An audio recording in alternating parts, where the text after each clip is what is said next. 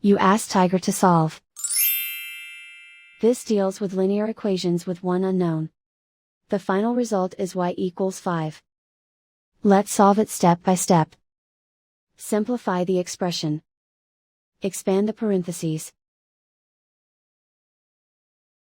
Multiply the coefficients. Simplify the arithmetic. Group all constants on the right side of the equation. Add 24 to both sides. Simplify the arithmetic.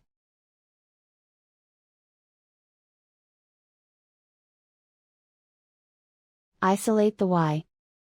Divide both sides by 9. Simplify the fraction. Find the greatest common factor of the numerator and denominator.